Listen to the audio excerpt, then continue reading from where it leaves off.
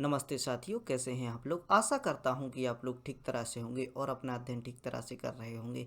भारतीय इतिहास की यात्रा का यह 72वां व्याख्यान है और इसके अंतर्गत हम स्वदेशी आंदोलन के बारे में अध्ययन करेंगे। हम समझने का प्रयास करेंगे कि किस प्रकार भारत में स्वदेशी आंदोलनों के माध्यम से ब्रिटिश सरकार को गिराया गया, उसको अपने घुटनों के बल लाया गया। बहुत ही महत्वपूर्ण तरीका। किसी भी औपनिवेशिक या व्यापारिक कंपनी को झुकाने का सबसे बेस्ट तरीका होता है उसके ट्रेड को ख़त्म कर दीजिए, उसके व्यापार को समाप्त कर दीजिए और इसकी शुरुआत हर एक व्यक्ति से होती है। आज की स्थिति में हम देखते हैं कि चाइनीज़ ऐप के लिए बंद किया जा रहा है। चाइनीज़ प्रोडक्ट के लिए जो भी भारत में मुहिम चलाई जा रही है उनको उनके इस्तेमाल के लिए। और यह नीति इसी प्रकार की है कि एक और वो हमसे व्यापार करके पैसे कमा रहे हैं और उसी पैसे का यूज़ कर कर हमारे जो भारतीय क्षेत्र नॉर्थ ईस्ट क्षेत्र में अतः और भी अन्य क्षेत्रों में जो कि उत्तरी भारत के हिमालय क्षेत्र हैं वहाँ पर कब्जा बनाए हुए हैं। और इतनी बेकार और भयावह स्थिति के बाद भी भारत इनके साथ व्यापार कर रहा है। अतः धीरे धीरे हम स्वदेशी की ओर बढ़ रहे हैं, अपनी चीज़ों का इस्तेमाल कर रहे हैं। जैसे हमने देखा, भारतीयों द्वारा कई ऐसी तकनीकें ईजाद की गई हैं जिनमें भारत में ही वह अपना जो भी व्यापार है, जो भी गतिविधियां हैं वह यहीं पर कर रहे हैं। इसी समय हम देख सकते हैं कि औपनिवेशिक काल में जो घटना हुई उसमें हम देख सकते हैं कि औपनिवेशिक काल में भारत से कच्चा माल लेकर ब्रिटेन वहाँ पर ले जाता था और औद्योगिक क्रांति में जो वहाँ पर सामान तैयार किया जाता था उस सामान को भारत में फिर से बेचा जाता था। यानी कई माटी मोल यानी कई छोटे छोटे से कारखाने स्थापित करके कच्चे माल को एकत्रित किया जाता था एवं रेलवे लाइन के माध्यम से इसको समुद्री सीमा तक पहुंचाया जाता था और समुद्री सीमा के बाद इसको ब्रिटेन तक ले जाया जाता था। इसी कारण ब्रिटेन बहुत ही ग्रोथ कर रहा था, व्यापारिक दृष्टि से बहुत मजबूत हो चुका था। और हम इस व्याख्यान के माध्यम से समझने का प्रयास करेंगे कि किस प्रकार भारतीय जनता के द्वारा, भारतीय राजनेताओं के द्वारा ब्रिटेन की सरकार को स्वदेशी आंदोलन चला के गिराया गया था। किसी भी कार्य की शुरुआत स्वयं से होती है, अतः स्वदेशी आंदोलन की शुरुआत गांधी जी ने स्वयं से की। उन्होंने चरखा चला के कपड़े बनाने का जो कार्य प्रारंभ किया और जिससे जनता में यह भावना जागी और वह भी इस कार्य को करने के लिए आगे आए।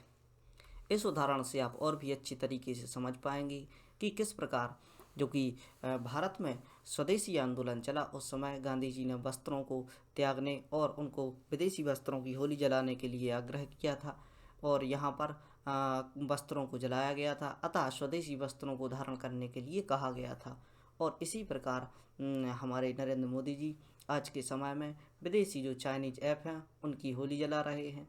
इस पिक में आप देख सकते हैं और इसके पीछे एक ही उद्देश्य है कि भारत के लिए स्वयं को इतना मजबूत बनाना है, इतना ताकतवर बनाना है ताकि जो भी हमारी इकोनॉमी है वो भारत में ही ग्रोथ करे, भारत में ही इसकी वृद्धि हो और विदेशों में यह जाकर हमारे लिए खतरा ना बने। आइए समझने का प्रयास करते हैं एक एक पॉइंट से स्वदेशी आंदोलन के बारे में। चलिए देखते हैं आज का व्याख्यान। बंगाल विभाजन का प्रबल विरोध करते हुए ब्रिटिश वस्तु के बहिष्कार करने के निर्णय के साथ ही स्वदेशी आंदोलन की शुरुआत हुई।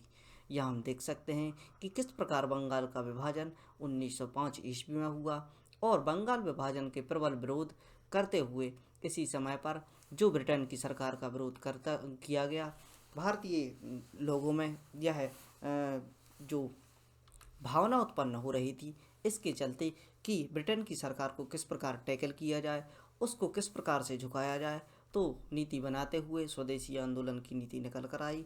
इस नीति के कारण जो बंगाल का जो जब विभाजन हुआ था इसी के विरोध के चलते इन्होंने विदेशी वस्तुओं के बहिष्कार करने का निर्णय लिया तथा स्वदेशी आंदोलन के रूप में इसका विरोध किया।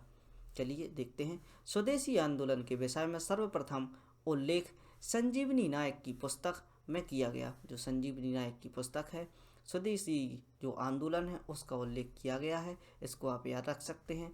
लोगों ने विदेशी वस्तुओं की होली जलाकर दृढ़ संकल्प को प्रस्तुत किया। यहाँ पर इन्होंने विदेशी वस्त्र जो भी होते थे और विदेशी सामग्री है उनकी होली जलाकर अपने दृढ़ संकल्प को प्रस्तुत किया।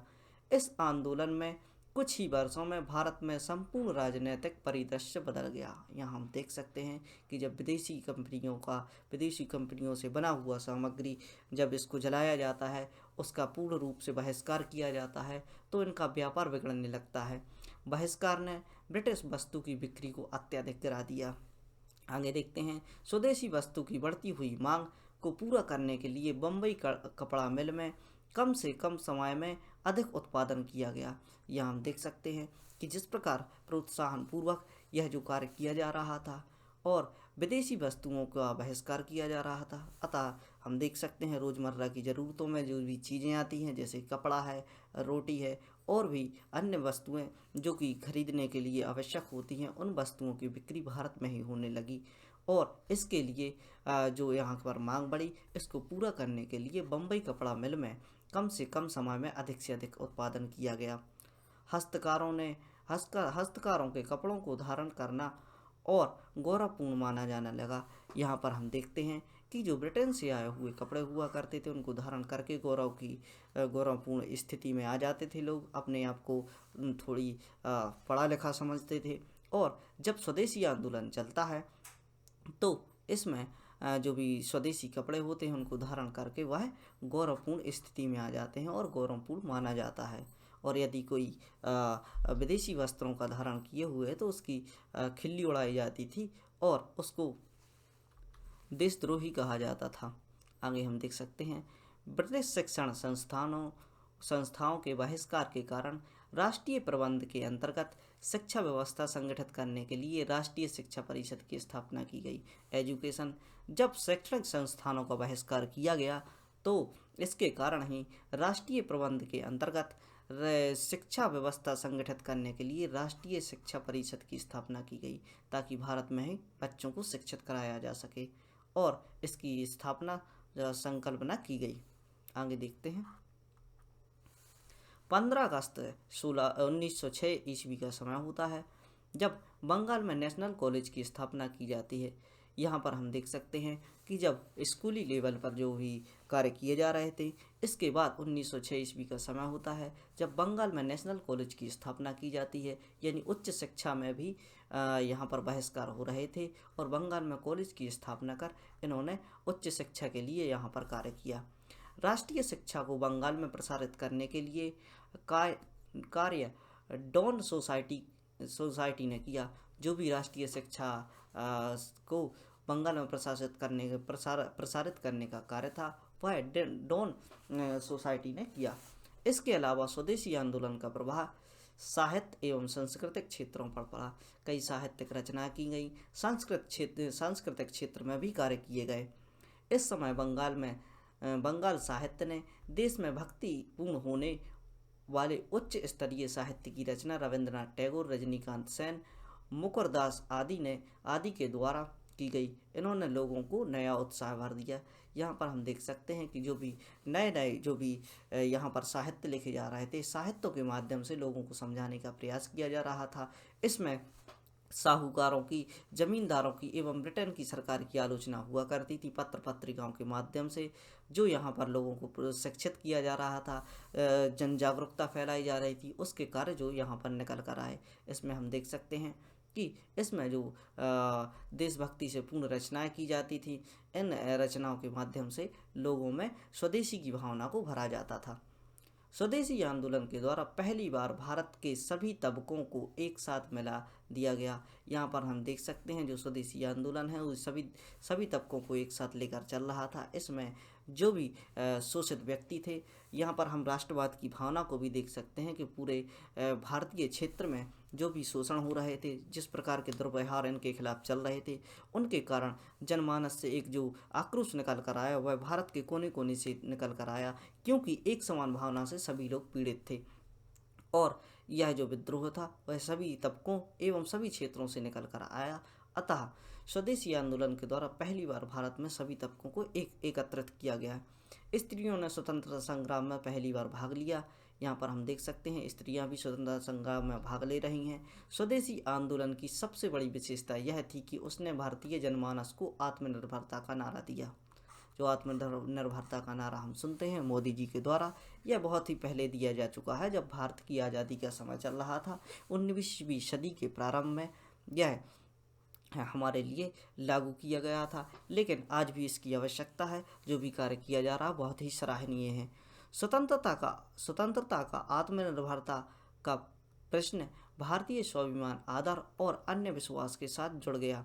यहाँ हम देख सकते हैं कि स्वतंत्रता का आत्मनिर्भरता का प्रश्न, यानी जो आत्मनिर्भरता का प्रश्न है, यानी यहाँ से एक बात हम समझ सकते हैं कि अगर हमें स्वतंत्रता इस समय पर मिल भी जाती और हम आत्मनिर्भर नहीं होते तो फिर से हमें वही उसी स्थिति में आना पड़ता, क्योंकि अब ब्रिटेन के जाने के बाद, इंग्लैंड के जो यहाँ पर शासक रूल कर रहे थे, उनके जाने के बाद भारतीय शासकों द्वारा फिर से शोषण किया जाता। यहाँ पर जो आत्मनिर्भरता की भावना निकल कर आई, इसके चलते स्वतंत्रता जो हमारे लिए मिली उसमें हम सही रूप से स्वतंत्र हो पाए और हम इसके साथ ही अपने स्वाभिमान, आदर एवं अन्य विश्वास के साथ जुड़ गए। निष्कर्षतः हम कह सकते हैं कि जो स्वदेशी आंदोलन थे, इन्होंने भारत की स्वतंत्रता के लिए, भारत की आज़ादी के लिए, लोगों को स्वाभिमान बनाने के लिए और उनको अपना आदर दिलाने के लिए बहुत ही प्रमुख कार्य किया और बहुत ही इम्पोर्टेंट है। इसमें जो छोटी छोटी सी बातें हैं आपको याद रखनी है कि जो बंगाल का विभाजन, इसके कारणों में सबसे प्रमुख कारण था, जब बंगाल का विभाजन होता है तब इसके विरोध में यह स्वदेशी आंदोलन चलाया जाता है। और इसमें हम देख सकते हैं कि 15 अगस्त 1906 ईस्वी को आपको याद रखना है, जब कॉलेज की यहाँ पर स्थापना की गई एवं उच्च शिक्षा में भारतीयों ने भाग लिया। और हम देख सकते हैं इसके अलावा आपको रविंद्रनाथ टैगोर की जो रचनाएं हैं उनको भी याद रखना है। रजनीकांत सेन एवं मुकुरदास आदि के जो साहित्य लिखे गए, इनके द्वारा भारतीय जन जागरूकता फैलाने का कार्य किया गया, इनको भी याद रखना है। और भारतीय जो स्वतंत्रता संग्राम में महिलाओं की जो भूमिका रही, उनका जो हिस्सा रहा, उनके बारे में भी आपको लिखना है। इस प्रकार की जो भी बातें हैं इनकी आप अपने आंसर राइटिंग में कोटेशन करके लिखकर आप अपने आंसर के लिए प्रभावी बना सकते हैं। मेरे द्वारा जो भी यह प्रयास किया जा रहा है, जैसे आप यदि हिंदी माध्यम से अपनी शिक्षा प्राप्त करते हैं तो उसके लिए अपने जो राइटिंग स्किल है, इसकी जो वर्डिट है, उसको समझना बहुत ही महत्वपूर्ण है। कई शिक्षक निकल के आते हैं जो कि बहुत ही सम्मानजनक शिक्षक हैं, लेकिन इसमें एक थोड़ी सी कमी मुझे महसूस हुई कि जो भी वर्डिट हैं, जो भी शब्द हैं, उनके मतलब स्पष्ट रूप से हमें समझ नहीं आते और कहीं ना कहीं बच्चे वही पढ़ते रहते हैं और अंततः जिस चीज़ की हमें आदत होती है वही हम कर बैठते हैं। आंसर राइटिंग में जाकर हम उसी प्रकार की भाषा का प्रयोग करते हैं। अतः जिस प्रकार की भाषा आपको बताई जा रही है, जिस प्रकार के शब्द मेरे द्वारा यहाँ पर लिखे जा रहे हैं, उसी प्रकार के शब्दों का प्रयोग करके आप अपना उत्तर प्रभावी बना सकते हैं और अच्छे नंबर प्राप्त कर सकते हैं। और इसके अलावा आप कहीं से भी पढ़ें, आप एक बात को ध्यान रखिए, आपको इसी प्रकार की भाषा का इस्तेमाल करना है। इसी बात के साथ आज का लेक्चर समाप्त करते हैं। पढ़ते रहिए, खुश रहिए। जय हिंद।